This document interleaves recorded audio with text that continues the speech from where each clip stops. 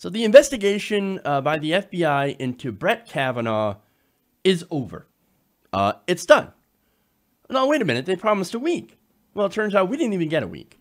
We got a few days, and now, of course, they have turned in the results of that investigation, and currently there are members of Congress that are now being able to review it. Now, the report itself, how you're able to review it, is an insane story by itself. So they have it locked in a room. There's one copy. It's locked in a room, and congressmen can go in there, they can make notes, but then they can't take the notes with them. It's got to stay in there. So I guess this is to prevent leaking to the press, right? Okay, so that's the report itself. So we don't know what's actually in it, right? Now, we do know from Senator statements saying, statements from Flake and Collins and Murkowski saying, hey, man, look, we didn't see any evidence in there that Kavanaugh did any of these things. So that's a disaster. Now, Republicans are like, great, okay, you got your investigation. Now let's have a vote. And they have a vote scheduled on Kavanaugh for tomorrow. So, and they could possibly confirm him by this weekend. The Democrats, of course, are saying, wait, what are you doing? What's going on here? We have a lot of witnesses, potential witnesses. And I've reported on this before, saying that we didn't, the FBI didn't talk to us. We submitted, requests for the FBI to come and interview us because we believe we have corroborating information. And the FBI didn't talk to us at all. They never returned our calls. They didn't talk to us. They didn't get our evidence. And look, a lot of this has been documented in a recent article in the New Yorker. Came out earlier today from Jane Mayer and Ronan Farrow. So they wrote about this, and they said that frustrated potential witnesses who have been unable to speak to the FBI conducting the investigation into sexual assault allegations against Trump Supreme Court nominee Brett Kavanaugh have been resorting to sending statements unsolicited to the Bureau and to senators in the hopes that they would be seen before the inquiry concluded. Now, the inquiry is already over. That's it. They're done. They've already looked at it. They've already decided, yeah, we got the result that we wanted. I know I'm making a lot of speculation here, but I absolutely believe that this is exactly the result that they wanted, that there was no corroborating evidence to say that Kavanaugh had done anything wrong. Now, NBC News reported earlier that dozens of people who said that they had information about Kavanaugh had contacted the FBI field offices, but agents had not been permitted to talk to many of them. Several people interested in speaking to the FBI expressed exasperation in interviews with the New Yorker at what they perceived to be a lack of interest in their accounts.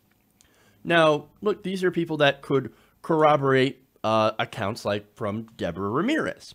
Now, Deborah Ramirez said in an interview that she had been hopeful that her story would be investigated, right? And they did talk to her, right? So last weekend, they interviewed her at her lawyer's office. However, Ramirez says, well, they didn't really ask me a whole lot. They asked me some questions. In fact, half the questions they asked was basically, is this a Democrat plot? Is this nothing more than just political? Are you playing political games? Is this what this is about? Did the Democrats coach you? Now, look, if you want to ask that question, okay, I get it because you want to be thorough, right? Because there's a possibility that there could be political tricks. However, if you ask them that, and then she says, well, obviously, no, I'm not. In fact, here's a list of people that can corroborate my story. As I said, Deborah Ramirez was the one that claimed that Kavanaugh had a party, whipped out his junk, and put it in her face. There are witnesses. She says, go talk to them. They will corroborate my story. Did the FBI do that? No, they did not. In fact, Ramirez said, quote, I feel like I'm being silenced. Well, where have we heard that before? Dr. Christine Blasey Ford's own testimony said that, and this is probably the most damning thing, and this is what I can think of. during that testimony, she said that Kavanaugh put his hand over my mouth in order to silence me, to keep me from screaming. If this is not a pattern, right, where powerful men in powerful positions, are literally silencing women. Come on. Anyway, there's more. Now, one of these former Yale students came out and had information about Ramirez, right? So I told you there's a lot of corroborating, people that have corroborating evidence that are willing to testify. One of them is Kenneth Appold. Now, Kenneth Appold was a suite mate of Kavanaugh's at the time of the alleged incident. He had previously spoken to the New Yorker about Ramirez on condition of anonymity, but he decided, you know what? No, I'm going to come out publicly because, look, first, I didn't care about his nomination. I thought he'd be fine as a Supreme Court judge. But then, during his testimony, when he claimed, oh, I'm a choir boy, I didn't do anything wrong, and all that, he's like, no, you're consistently lying about this. I need to say something. And now he's been willing to come on the record and expose himself, not in the way that Kavanaugh exposed himself, or allegedly, but expose his name and everything. To say, I know Kavanaugh. I know he's lying. I know he's not being honest. So, let me give you some more information here about Appold. He said that he first heard about the alleged incident involving Kavanaugh and Ramirez either the night it occurred or 2 days later. So, look, Appold wasn't there, but he heard about it. He heard about it from someone else. He had the name. He's willing to give the name to the FBI of the person that was actually there that told him, look, I know there's the argument of, well, how far do we have to chase this rabbit hole now? The thing is that it would depend on manpower, right? If the Republicans said, okay, we're going to assign a bunch of agents on this so we can get to the truth of the matter, we're going to do it quickly, I would have been fine with that. It didn't look like they put a lot of manpower into it. They didn't chase down any leads, any corroborating evidence. And so we get the result that we get, right? Now, the thing is that Appold said he was 100% certain that he was told that it was Kavanaugh, the male student, that was the male student that exposed himself to Ramirez. 100% chance. Now, if they're saying, look, I don't know, it might have been Kavanaugh, it might not have been Kavanaugh, I'm not entirely sure. Okay, I would understand not following up that lead. But he is 100% certain. He says, no, I know that's the guy. Talk to him. Talk to him. Nope, we're not going to do that. We're not going to talk to him at all. Now, he said he had never even discussed the allegations with Ramirez. So there goes the, ooh, they're getting together and they're plotting against Kavanaugh to try to ruin him because of some sort of Democratic plot. No, that's not what's happening. In fact, he recalled details in which he said an eyewitness described to him at the time that matched Ramirez's memory of what happened. Quote, I can corroborate Debbie's account, he said in an interview. I believe her because it matches the same story I heard 35 years ago, although the two of us have never even talked. Appold also recalled telling his graduate school roommate about the incident in 1989 or 1990. That roommate, Michael Whetstone, who is now an architect, confirmed Appold's account and said, it stood out in our minds because it was a shocking story of transgression. Now, Appold, as I said before, he knew Kavanaugh, right? He was a roommate, okay? So now he knew Kavanaugh, and he's like, look, there are two different accounts of Kavanaugh. One that he was, a good guy, right? Reserved, shy, etc. But then he'd get drunk, and then he would become aggressive and belligerent. In fact, here's what he said. Quote, we didn't hang out together, but there was no animosity between us either. He said there are two sides to Brett. Both are correct. Now, other things, the fact that a lot of people called him studious and reserved and a little bit shy, that's right, but also the other side of Brett is also right. Which, look, that's what you see when people drink.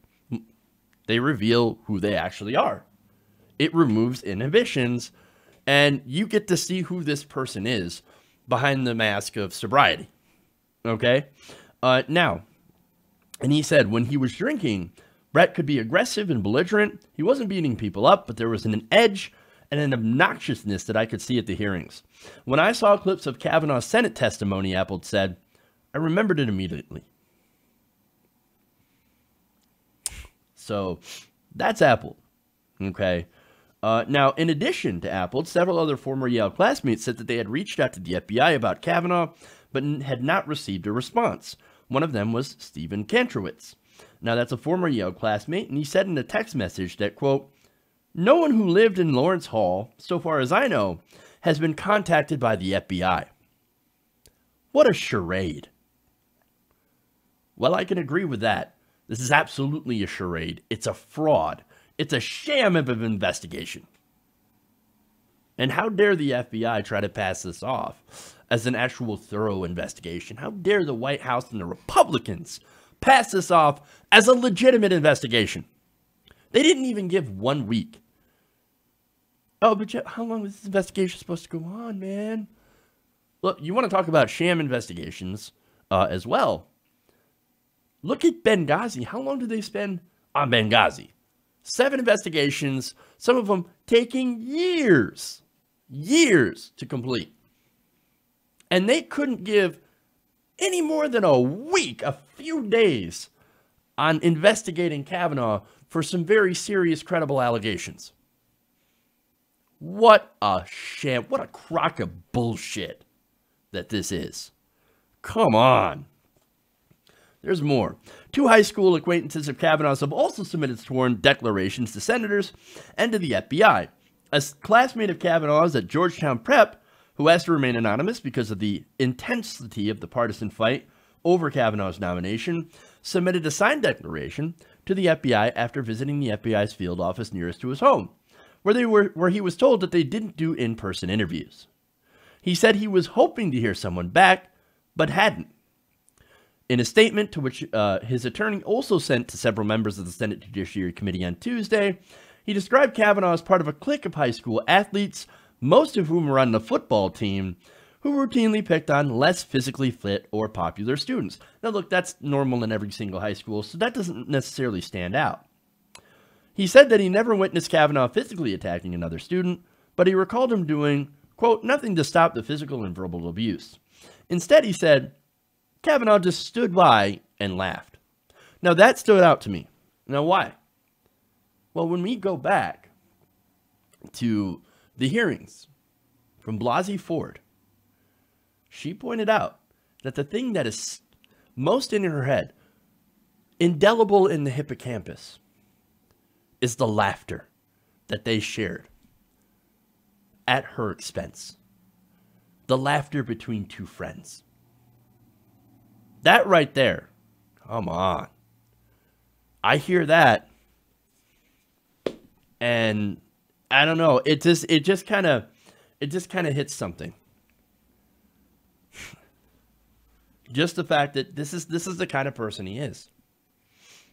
Now, in his statement, he also said that he recalled on multiple occasions Brett Kavanaugh counting on his fingers how many kegs they had over the weekend. The amount that he heard Kavanaugh describe, he said in the statement, seemed to be an extreme amount of beer drinking for someone to consume at any age, let alone in high school. He said that he also recalled Kavanaugh participating in general conversations where the football players were bragging about their sexual conquests over the prior weekend.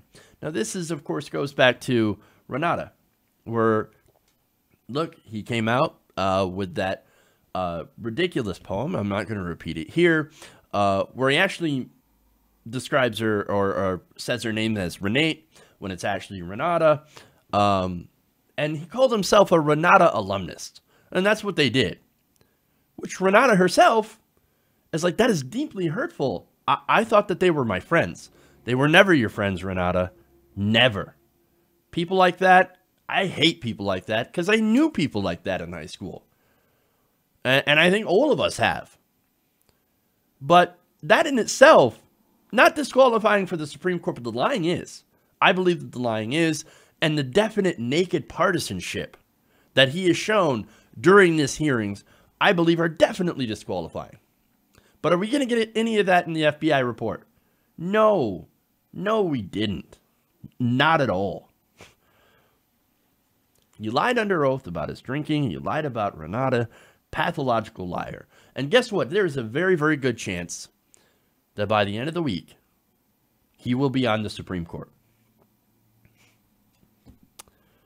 This was a sham investigation. A mockery of an investigation. And of course, look, the American people, we're not going to get to see the investigation. We're going to get to see to the results, unless somebody leaks it, which seems unlikely. But the reason that they did this, the way that they did it, the way that they limited this, there were 40 people, around 40 people, willing to give evidence to the FBI. They didn't talk to them. They talked to 10 people at most. That's it. 10 people. You know why they did that? You know why they limited it? Politics. They're playing politics. Everybody knows that this is a sham, even the Republicans, because that was the whole point. They set this up to say, look, hey, we investigated Kavanaugh. We gave you everything you wanted, Democrats. Look at our investigation. They found nothing, right? Nothing wrong. He didn't do anything wrong. So now let's move forward. Let's go already. They know what they're doing. These Republicans know that they're doing. Look, we got to stop playing patty cakes with these monsters. They don't care about us. They don't care about fairness. They don't care about rules and norms. No, we've got to fight them because they're going to fight dirty. And maybe it's time that we get in the mud too. Hey everybody, thanks for watching this video. If you want to see more like this, please hit the subscribe button below. And if you want to support truly independent progressive media, please consider becoming a patron at patreon.com/TYTNation.